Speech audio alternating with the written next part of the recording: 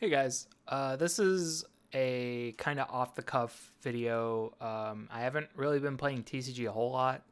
I haven't really been enjoying the format, which um, may seem hypocritical given some details about this deck I'm about to go into, but that doesn't matter. We could talk about that when it gets to it. Anyway, I was playing a bit of Orcust and, casually. I don't have locals right now. And but I was playing against really strong decks, and I decided I just don't like the format that much. So I started playing a lot of Duel Links. I started playing more casual decks. And right now, the combination of those two factors is I've been trying to figure out a build for Crystrons. I built Crystrons in Duel Links, and I thought it was really fun. And I was wondering, with a bigger card pool and with links and such, what could you really produce for Crystrons? So I tried looking into Crystron content, and there isn't a whole lot. If you search Crystrons, you're likely going to find Duel Links content or combos featuring solely Crystron Needle Fiber or Crystron Halqifibrax as the only card. Now, Dark Arm Duelist has a Crystron video. Shire has a Crystron video. COG, I believe the channel is named, has a Crystron video. And then Hardleg has a Crystron video. And that's fine and all, but four videos, four like big videos in the last year, that's not a lot. So I didn't have a lot to go off of. But taking a lot of ideas from those videos and kind of trying my own stuff, tuning to my own preferences, and we'll say adapting to the format and the card pool. I want to share with you guys what I've been coming up with for Crystrons. Maybe there's someone else out there that's interested in Crystrons. Or you want to play like a tier 4 deck that tries to do what the tier 1 decks do. So let's get into it with a deck profile. This is going to be super unprofessional. It's going to be like one take, probably. I can't be asked to edit videos, really, because this is just, I'm bored and I want to talk about Yu-Gi-Oh! Right, so let's go into the deck list. So I have it sort of separated. This first row, these first 10 cards, these are like your big engine starter cards. So Gen X Undyne, Scrap Recycler. If you play Duel Links, you know what these do. And we've seen Scrap Recycler a bit the last couple years as far as TCG Yu-Gi-Oh goes, but I don't know how much we've been seeing Undyne as much. Actually, so I'm going to talk about the Crystron cards first, actually, to maybe help contextualize why these are in the deck. But all the Crystron cards, Crystron as an archetype is a synchro archetype that likes to synchro on the opponent's turn. It's really Orcusty in that way, where you get to put up disruptions and play on your opponent's turn, which is really appealing to me. But the Crystron tuners, they all synchro with a card either from Banish, Grave, or Hand, depending on which of the three tuners you're using. And during your opponent's main phase or battle phase, you can use it and a resource from wherever you pull from to summon a machine monster on your opponent's turn. So that's what all the tuners do. Most of the non-tuners these are four of the five non-tuners, I should say. They all have an ability to destroy a face-up card on the field, and then they have an ability in the graveyard to banish themselves to do the ability. So Rosenix, you banish it, you make a token. Thistvern, you banish it to search a Crystron monster. Smiger, you banish it to search a Crystron spell or trap. And Prasiordal, still don't know how to say that. But you banish it to special summon a Crystron monster from your hand. The last card is a non-tuner, but it doesn't exactly function like the other non-tuners. Is Sulfefnir. Sulfefnir, you could discard a Crystron card to special summon it from hand or graveyard. And then you destroy one card you control. And if this card on the field is destroyed by battle or a card effect, you can special summon a Crystron monster from your deck in defense position. So, some important notes These are all one cards. The tuners are one card synchros, but only on your opponent's turn and only into machine monsters. Solfefnir is kind of like a toolboxy card. Generally, you're going to be popping itself, but sometimes you want the level 5 body and you could do something with it. So I don't know, maybe you'll destroy something else on your field. And then the final thing is when you use these guys to summon a Crystron tuner from your deck, you lock yourself into machine type synchro monsters for the rest of the turn. Or, at least, special summoning from your extra deck. You can only summon machine type synchro monsters for the rest of the turn. So you can still summon from grave, from hand, from wherever, but this is a really extra deck focused archetype. So that matters a bit. If you're going to use this effect at all, you're generally going to want to save it as late in the combo as possible. And they can only either do the first effect that they all share or their second banish effect. So you can't pop Thistfern, search your deck for Rion, and then banish this and search for Solfefnir. You only get one of those two effects per turn. So since all the non-tuner Crystrons do something from grave, we're playing Genex Undyne because it sends water monsters from your deck to the grave as cost to add Genex Controller to your hand, which is a tuner. And then we play Scrap Recycler because they're also all machines.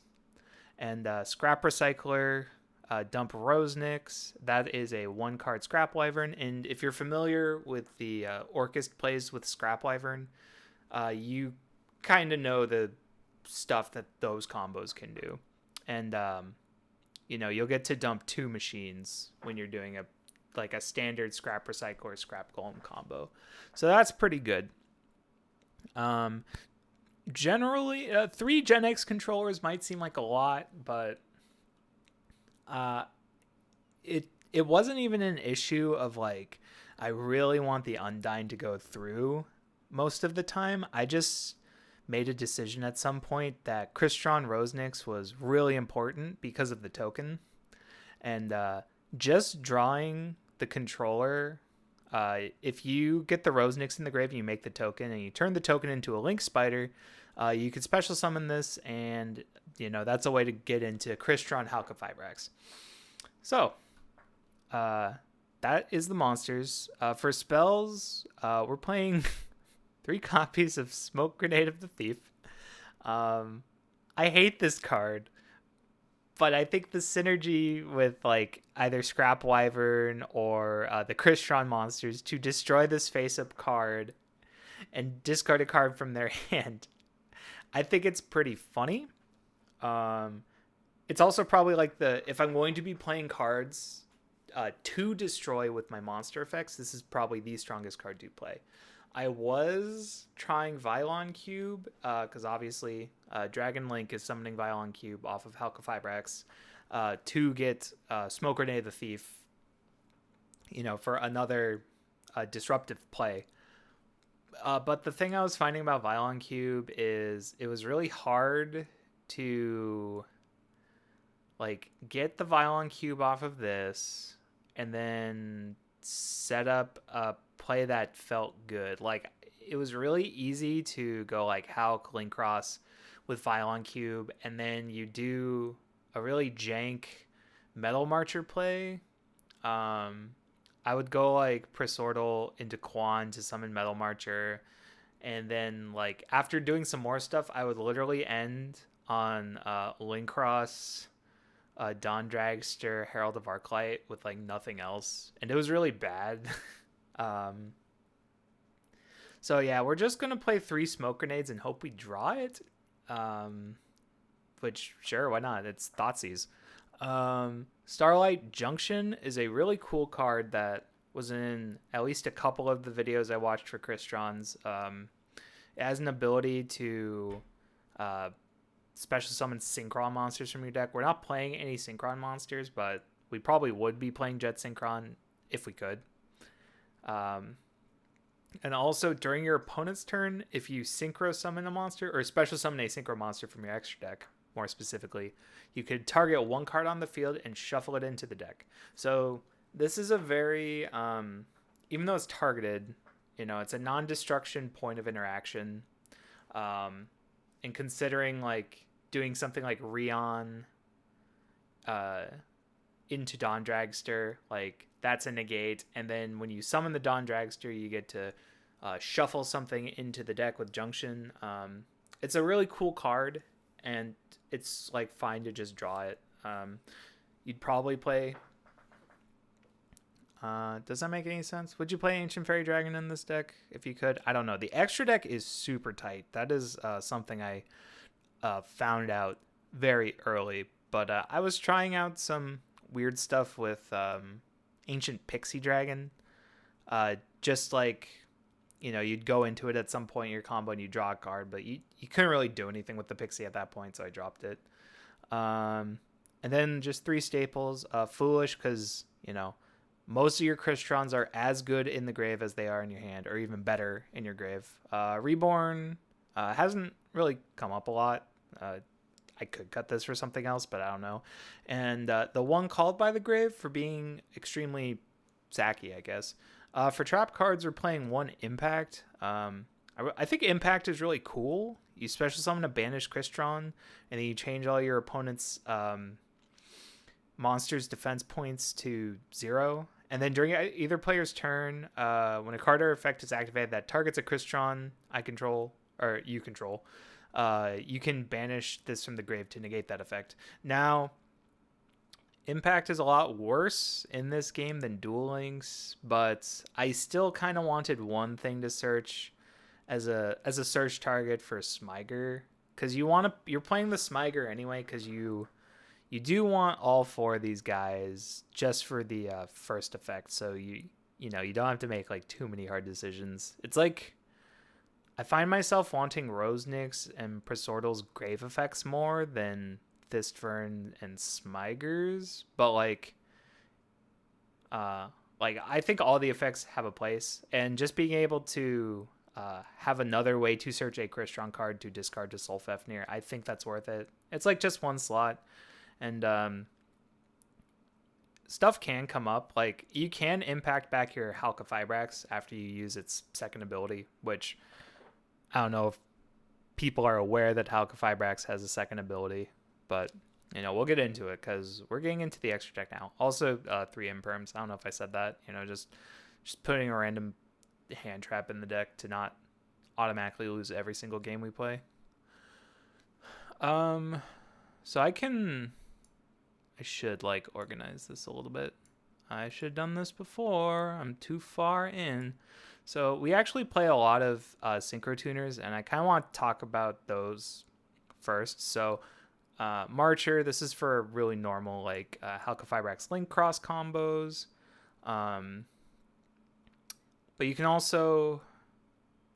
do some weird stuff with it as well.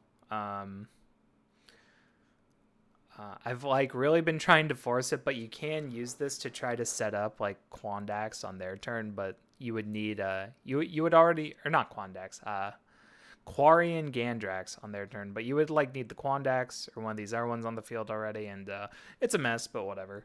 Coral Dragon. So Coral Dragon's just, pop a card, draw a card. So it's good. I like Coral Dragon a lot. But this could probably be something else. Notably, I'm not running Formula, and that's because I just kind of liked what the rest of these cards did a little bit better. Shooting Riser is really nuts in this deck because it sets up the grave effects of all your Crystrons, to use on the next turn. Assuming you're summoning Shooting Riser on their turn with Crystron Halqifibrax's second effect, you get to set up like a play for next turn, because if you're summoning Shooting Riser on your turn, you can't banish the thing from your grave. So I guess it would be next turn in either case then. I don't know what I'm talking about. But you get to modulate its level, and that's really important because it's just another way to more flexibly go into like your payoff cards. Quandax is most importantly, Quandax is a generic synchro tuner, I guess, or like a quick tuner. whatever people call that. So where Citri and Rion are limited to only going into machine monsters, Quandax can be your bridge, if you will, into your non-machine synchro monsters, which you play mostly non-machines. Desert Locust is incredibly funny. If you synchro summon into it on their turn with like Halqifibrax, they have to discard a card. And then it also has the quick tuning effect. So it can be like 2 disruptions in one because of that. And then your like payoffs, quote unquote. I'm not sure if payoff is the right term, but your non-tuner like interaction points are... we can like organize these a little better. So Herald, that this is for like standard Marshall Metal Marcher plays. Really exciting stuff. More relevant in this deck that you can randomly turn this into a tuner with Marcher, but like I hate this card, but like I'm still gonna play it. Like I'm not gonna kid myself here. Dragster is usually the machine synchro monster you're going to be going into with Rion, because Rion plus this and Banish is just a super easy Dawn Dragster. Borrowed Savage Dragon, of course. I mean, you get this off of your Scrap Recycler combo pretty easily. You can synchro into it on your opponent's turn if you need to, like fairly easily. One thing that's a little weird about Crystrons, and people have said this a lot, but you do have to think like super ahead when you're setting this stuff up, because when you're doing your turn 1 combo, you will probably end on some form of negation or interaction, but like you're ideally setting up even more plays on the opponent's turn. And I have a couple combos recorded that I can try to demonstrate that kind of stuff with. Satellite Warrior is nuts. When it's synchro summoned, you can target cards your opponent's controls up to the number of synchro monsters in your own graveyard, destroy those opponent's cards, and then this card gains 1,000 attack for each card destroyed permanently. So, and then it has, another effect that doesn't matter because we don't play any Warrior, Synchron, or Stardust cards. But it is you quick tune into this during your opponent's turn to just wipe their whole board. That's the plan.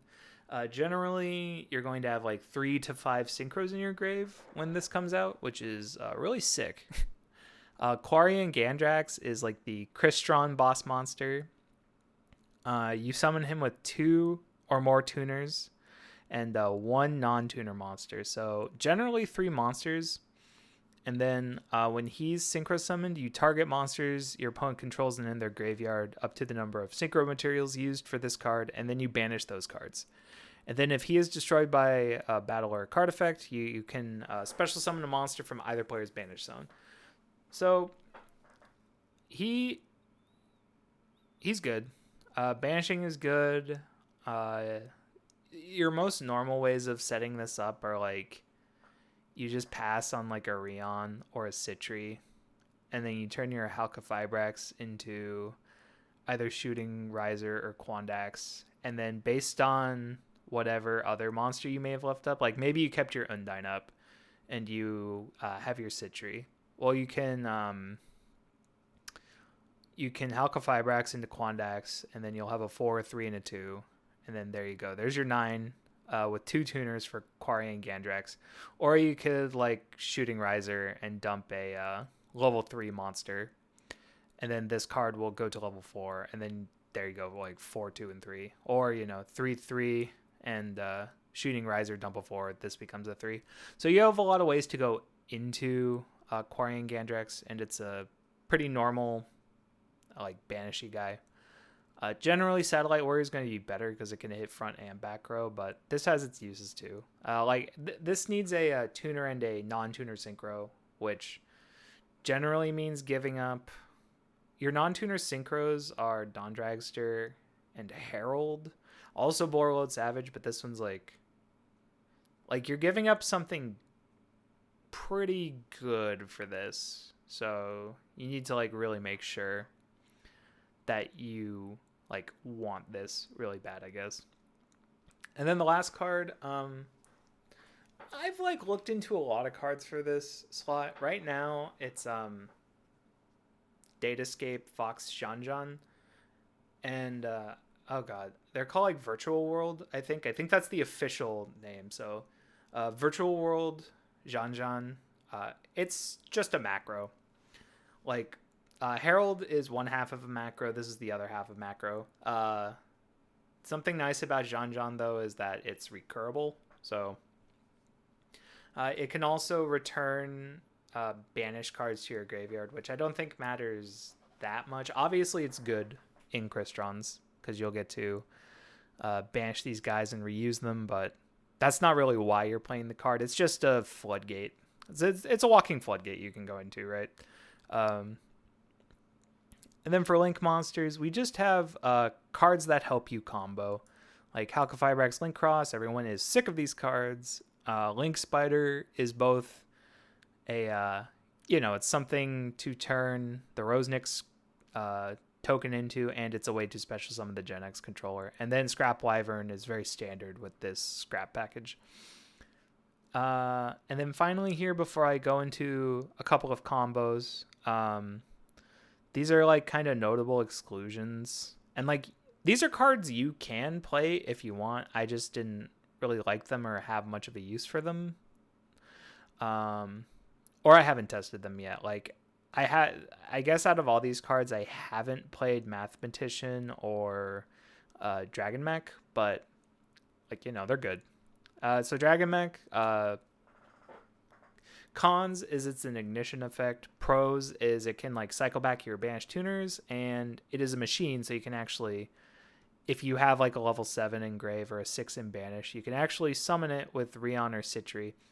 But because its effect is like an ignition effect, you're summoning this and hoping they don't out it, which is Amatrix is, this card is like the main card you see in Duel Links for Crystrons, because the deck is just set up to summon a level 5 machine. When you special summon, you turn all their special summon monsters to defense positions, so it can stop OTKs. Amatrix plus Impact is actually like a really strong thing you can do in Duel Links, and it just is not strong in the TCG. Another strong thing about Amatrix, well, I guess all the Crystron monsters float when they're destroyed by a battle or card effect.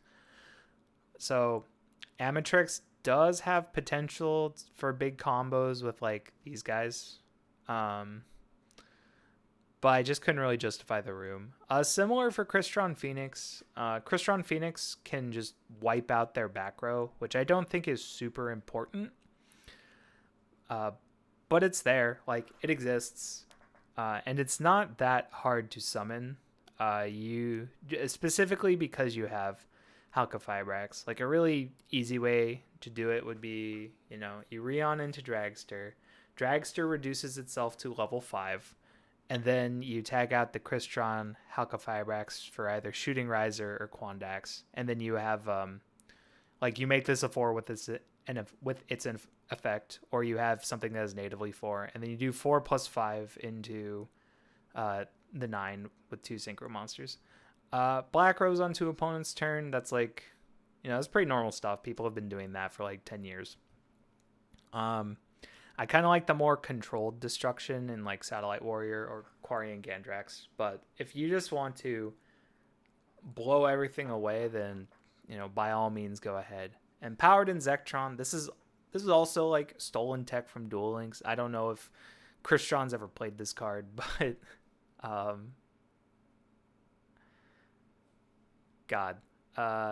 you just don't get OTK'd the turn you go into this. Generally, you're going into it with Rion to recycle one of the level 3 guys. But you, sometimes maybe you'll have a Rosenix and the Citri. I just don't think it works in context to TCG, but I am acknowledging it exists because, like I said, we're playing very few machines, so it's hard to actually fully utilize Rion and Citri, even though I don't think you really need to worry about that sort of optimization too much in the TCG. And then for the last two slots here, we got Mathematician. He's just another way to set up your grave with the Crystron stuff. I just like these better because, I've already explained. I like Undyne for both. It's a cost, so it can't get ashed or impermed. And, like, if they want to ash or imperm, you get in control to your hand. Like, that's fine, I guess. Like, that sucks. But you'll still get the Crystron monster into your graveyard, which is, like, the reason you're playing the card primarily. And so I like Undyne because it's a cost and because of the Link Spider Jax controller stuff. And then I also like Scrap Recycler because of the, if they don't have a hand trap, you get to do the whole Scrap Wyvern combo. And that's silly. So I'm just going to, it's like not possible, I think, to go through all the permutations and combos and whatnot. Because this deck is maybe a little too complex for its own good at times. But I do have a couple. Let's see. I'm gonna start with very basic Undyne combo, and hopefully that will show kind of what the deck can do at minimum. So this combo, it's going to not really involve these other cards in my hand, and you're just going to see what happens. So we're gonna normal Undyne. We're gonna send the Rosenix, add the controller. Rosenix for token for Link Spider. So I want to pause here because this is like the greedier version of the play. Like, you're retaining the Undyne body to be used as maybe a synchro material or a combo material if you had the right extenders. But you can go into Coral Dragon before you summon the Halqifibrax. And the reasons you might want to do that is to... this hand, more than anything, wants a Soul Fafnir, right? So you could try to dig for Soul for Foolish Burial with your one draw. But also you can go Chainlink 1 Halq, Chainlink 2 Coral Dragon, and then you chain block the Halqifibrax, which is, that's strong. So we're going to play... And then we get the Rion. And then during our opponent's turn, as soon as we have priority, we can use the Rion to summon back Rosenix and go into a Dragster. And then here's like where things are a little weird because we don't have too much to work with. I think just in this replay, I end up summoning a Shooting Riser for no real reason. And like Shooting Riser is good here because if you negate something with Dragster, you can Shooting Riser, send the turtle to make Riser a 5, and then you'll have a level 5 Riser and a level 5 Dawn Dragster, and you can make Satellite Warrior and pop 2 cards, which I don't think that's too bad as far as disruptions goes. You got 1 negate, 2 pops, and that, like, this is all from the 1 Undyne, right? Other stuff you can do with the Halqifibrax instead of summoning Riser is you can summon Desert Locusts and make them discard a card. And then with the Locusts and the Undyne, you can summon Janjan and have the Macrocosmos effect in a matchup where that would matter, right? Or like you can Shooting Riser, dump Rosenix, make Riser a 3. And then after you spend Dawn Dragster, you can Synchro Riser and Dragster into Savage. Or you can make Shooting Riser a 5 and do Riser plus Undyne into Savage, right?